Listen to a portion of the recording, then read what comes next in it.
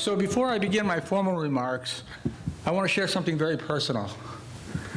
Many of you in this room know this already, but 13 years ago I was diagnosed with Parkinson's disease. So for me, that looks like my hand shakes. I get those strange looks on my face, which you can see in some of those pictures.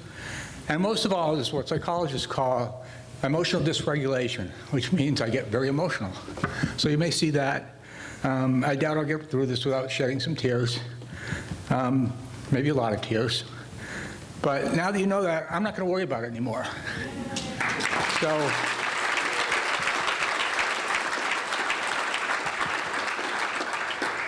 So how does one summarize 50 years of a love affair in 3 to 5 minutes? I don't know if you can. I'm going to try, but I'm not going to be able to do it. So in 1973, I was 18 years old. I was getting ready to go to college at Northeastern University in Boston. And I went to my high school pool one day, and I saw somebody with a yellow ball just playing with it. And I said, "What is that?" He said, "It's water polo. I'm practicing water polo." And I had never even heard of water polo at that point. And so he said, "Well, come down to practice tomorrow and see what you think." 49 years later, here I am standing getting inducted into the Hall of Fame.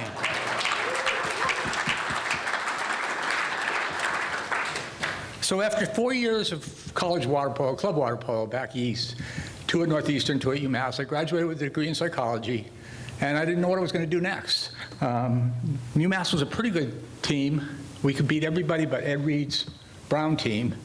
And that for me was the end of that era, but I still didn't know what I was going to do. So I hitchhiked around the country. Elaine, I'm right there with you. And then I settled down and decided I needed to settle down in San Diego, and I started there. And that's where Dave comes in, because he was my first mentor. Well, actually, I'll start with before that. Denny Harper, Sunset Water Polo. There he is. So he let me train with his team at Miramar Naval Air Station, and we were lifeguards together. And anytime he needed to motivate one of his kids, he'd say to them, "Are you going to let that East Coast guy take your spot?" Needless to say, I got pummeled pretty regularly. Let me just remember where I am here. So after hitchhiking around the country, settling down in San Diego, I started thinking the only thing I can really do is try and become a player. But after getting tooled by John Vargas in my very first game in Santa Barbara, well, I was actually against Santa Barbara, I think, I figured out that I'm not going to be a player. So refereeing was my only last choice. So I got in touch with Dave, and he got me all set up. And I got invited to go up to Newport Harbor High School and do the pre-zone championships, which back then we had the pre-zones, the zones, and the nationals. And Dave's advice to me was, go up, don't be noticed, keep your head down, and get out of there. So sure enough, one of my first games was with the Beach B team with Ken Lingman coaching. And somewhere along the second quarter, I made a call that he disagreed with vociferously. He was very upset. And he was sitting, we were on the far side of the score table, so nobody could hear us but he and his team and me. And when I started to try to explain to him what my call was, big mistake. He got louder and louder, and finally he said something to me. He goes, "Go ahead, kick the Olympic coach off the deck." So I did. So much for Dave's sage advice. In 1985, I married my wife, Carol, in Santa Barbara, and we moved to Los Angeles, where Andy Takata convinced me to take over SCAF, the Southern California Aquatics Federation, which I did for 6 years. In 1998, I took my first international referee trip to England and Holland. Jamie Wright was the coach. Karen Crawford, Kelly Billish were on that team. It was the most fun team that we had. We learned how to sleep on cots in Army tents, play games in frigid water, learned to drive on the wrong side of the road, and then we also learned to play hacky sack. And one of my favorite memories is all of us sitting at Victoria Station in London playing hacky sack together. So that team had absolutely no sense of entitlement. I mean, we were talking about that a second ago, but the women that fundraised their own money for that trip, and they even paid for the referee's way. So, I mean, that was something that was really pretty cool back then. Throughout the 90s, I was involved with the women's program, officiating anywhere, anytime I could. I worked with Sandy with some sports psychology stuff. And then, like Dave said, Barbara Calvas, the Hales, Brett, Andy, a whole bunch of people worked on trying to get the NCAA women's water polo. So when the women came back from Sydney in 2000, NCAA decided to pick up women's water polo as a championship, and I was invited to referee the first NCAA championship for women. I was really honored by that, humbled, but also really shocked. I was like, well, why me? You know, what have I done to deserve that? But I also started hearing from other referees things like, why didn't I get that game? You know, he's in finalist and I'm not? What's up with that?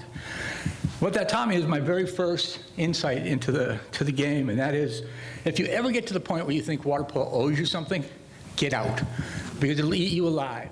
And you know, for me, that I had to learn that lesson 2 or 3 times, but I finally did, and here I am. As my kids got into age group water polo, I had several opportunities to coach. One of my favorite memories was 2019 with a team called the Ohana Water Polo Academy. Some of them are sitting here right now. And that team was not a superstar team. It was a bunch of girls who really loved the sport and really loved each other. And so we traveled a whole year, a whole summer to get to JOs. We qualified for platinum and we finished 5th in gold division. And that was another team, that team's tenet was, we were gonna be the most respectful team in the country. I don't think any coach in our team got even a yellow card that year.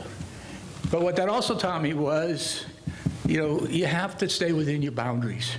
I had a better quote than that. I'm doing a pretty good job of not watching my pages here. You think I visualized this thing 100 times already? Okay. So it boils down to this. I think coaches coach, referees ref, players play, and fans cheer. Those are the 4 things that can happen. When you break one of those boundaries, that's when decorum falls apart. And I think that that's the thing that our team did the best, is that we never let that happen. So if parents try and coach, or coaches try and ref, that's when we have the most problems. So in 2008, it was my last year of refereeing in NCAA and FINA. And then same year, I became the sports psychology program director at UCLA. So, and then I took on the national coordinator's position at the same time. Trying to think of how to shorten this. So in 2020, or 2019, 21 championships later and 10 years later, I retired from the national coordinator position and gave it over to Amber Drury, who was more than capable of taking on that job.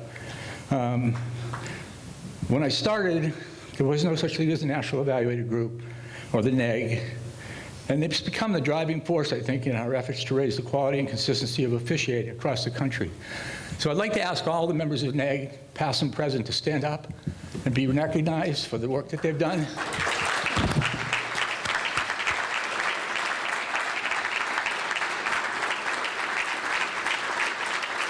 Not coincidentally, they're all sitting at the same table. So as I reflect back on those 10 years, I think my greatest achievement can summarize in 5 words, and that is, apply the rules as written. I think, you know, in 2018, end of the championship game, John Tanner came up to me and he said, I'm really disappointed with the way the game's being played right now.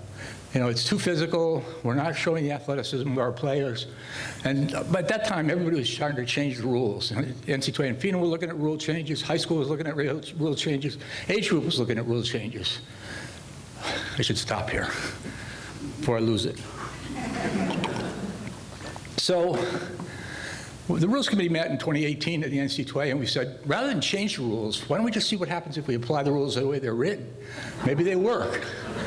And you'd be amazed at how many people disagreed with that we should do that. And I think, you know, they'll ruin our game.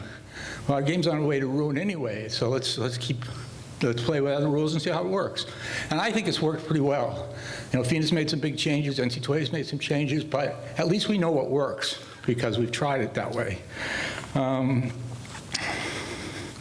Let's see.